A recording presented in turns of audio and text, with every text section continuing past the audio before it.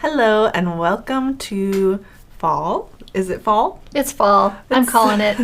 Well, our collection is certainly fall themed. I don't know if outside agrees. It's still hitting those 80s here in Portland, but I love that the aesthetic is hitting this soon because fall is my favorite season and it's so beautiful. It is. I think it's my favorite season too. I don't know, maybe it kind of runs in the family. I definitely think so. You know, and of course we are also tapping into Halloween, and Halloween, as we are finding, has become almost equal to Christmas in America, where people are starting Halloween in the summer. I mean, I'm a big Halloween fan. I know a lot of my friends and a lot of people in my generation have found a lot of joy in the childhood reminiscence that comes along with Halloween. Yeah, I don't know if this is, I'm an observer, so I'm kind of speaking maybe out of turn, but I don't know if this is a Portland thing, but it seems as your lifestyle is every single party you go to is some sort of themed dress-up party. True. So we love to dress up. So it's kind of a year-round Halloween thing. Speaking of costumes, we were going to talk about that. Mm-hmm. Yeah. Yes, Halloween has always been a thing in our family. Yeah. And I have so many good memories of you making me Halloween costumes back when I was, I was maybe like 5 when it started, I think. Okay. I keep seeing that tipping over. Sorry. Okay, keep going.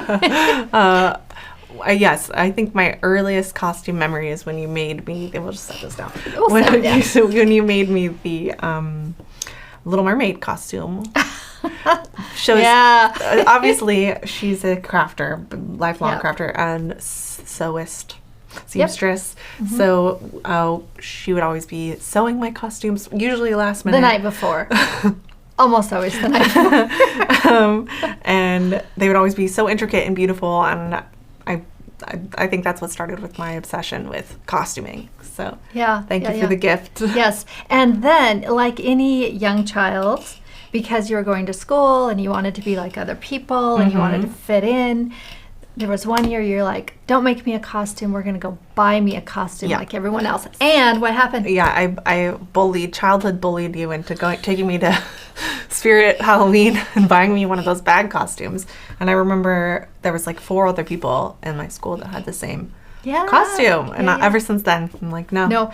Well, and that brings us back to crafting, like how everything that you make with your hands, it's very personalized, not only visually, but also energetically. Yeah, it's unique to you. It's unique to your story. Yeah. And I think that's just what makes it so much more special. It does. We don't have any costumes this year that we did. However, we have so many gorgeous costumes. One of my favorite is that white owl costume. Oh, it's so beautiful. And I've been digging back in the archives, and there actually is a mermaid costume that you made. Yes. Years ago, based on the mermaid costume that you made when I was a kid. So if you want to check that out, it is there in our archives. You can just search mermaid. Yes, it's all right there, along with a lot of other mermaid things. So the theme this month, because we're trying to pick a theme for every month to kind of see if we can integrate it into our crafting journey. And this month it's balance. Which balance to me is a little bit of an interesting choice for a month that is in transition.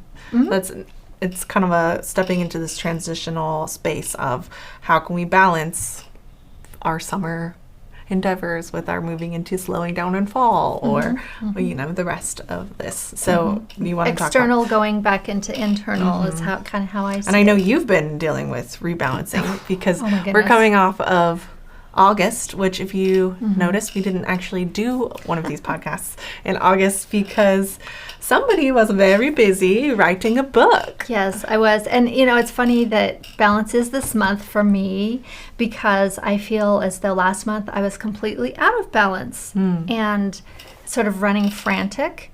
And I think it's probably okay for me to do that once in a while because I would say I'm a little bit of a workaholic. So going to that extreme at this point in my life is a wake-up call. Well, really. And also I do think you have a tendency to work well under pressure. Under crunch deadlines. Well, I don't know about that's stretching it a little bit. I don't know. Those costumes night before always came out great. But I wonder what they would have looked like if I'd started them a month prior. Probably so beautiful. I don't know. But yeah, so something I wanted to bring up was last month. I actually printed this up because I was feeling the pressure of being out of balance. And I wanted a tracker for myself, and I couldn't find one I liked, so I designed one. I mean, I can't help it, right? So I put together this tracker for myself, 5 to Thrive, and it's Hydrate, Move, Fuel, Nourish, and Restore. And I didn't even start it. So yeah, I am starting it this month. Yay. This is September is the month to get back into balance and bring my lifestyle in a way that's more cohesive for creativity and running a company. Yeah. Because and also balancing that with running your personal life and my personal life, taking care of yourself, because that has to also be a priority. Yeah. Lack of sleep, that was not good. Yeah. I know. Yeah. So this was part of our August collection. Yes. And I kept poking her. I'm like, can we do a video talking about 5 to Thrive? Because I think it's really cool. Yeah. And you put a lot of work into this. So we're going to do a social video on this and talk a little bit deeper. A little late, but that's okay. Yeah. That's all right. It doesn't matter. It's all very relevant. So yeah, I think that's great. Exciting that you're going to be starting that this month. And I look forward to seeing you get a little bit of balance. That said, we do have our event coming up this month, so I'm sure we'll be sprinting again here at the end of the month. Yeah, well, I mean, maybe or maybe not. I feel like after coming off of the book, it's like, oh wow, I have so much time. Look at all the things I can do. But circling back to this collection just a little bit. One of the things that I keep talking about in kind of different contexts, but it's sort of the same message about balancing out different types of crafts. Like if you're really big into paper flower making, maybe taking a moment and doing some watercolor. Yeah. Because I think that there's something really nourishing about bringing in different mediums. So show them that. This is one of my favorites that you've done so far. And I will tell you, if you have a cutting machine and you have children or little ones or younger ones, this is a great project you can do, because it's basically doing color fields on watercolor paper and then putting them in the cutting machine and cutting them out. And you can also print this on watercolor paper, paint on the template, and then cut by hand. So you're not limited to just cutting machine. Which I love. And so these are all cut out. I did one whole page of green and then a whole page of this orangey color down here, and then cut them out, drew on them, and then I arranged them on this 12 by 12. I love the splats. I love the color variation. It's so pretty.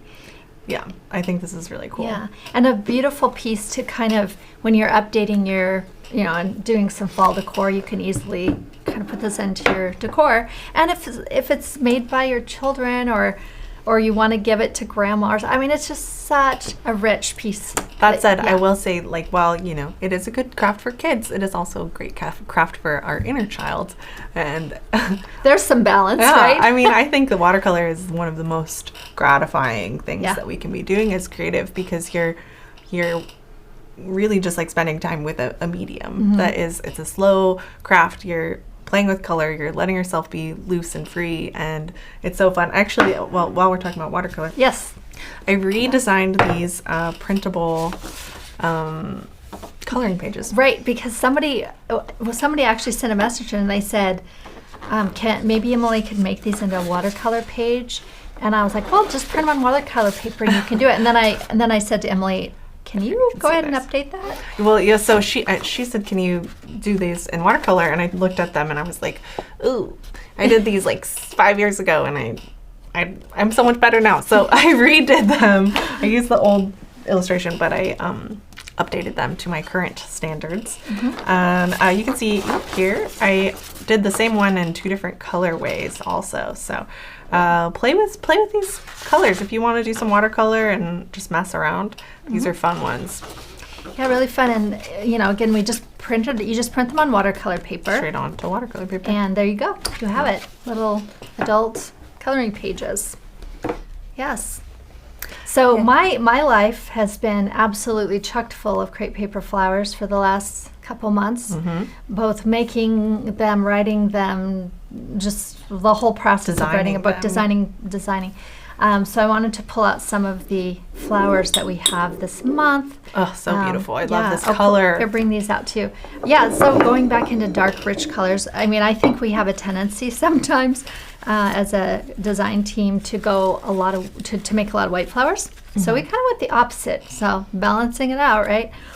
Yeah, this is going to be our member make video, which is the Persian lily. Yes, I love how it alone is just a beautiful art piece. Yeah, little leaves I think are really cool. Yeah, it has a bit of a Halloween-esque feel to it, but you could use it any time of year really.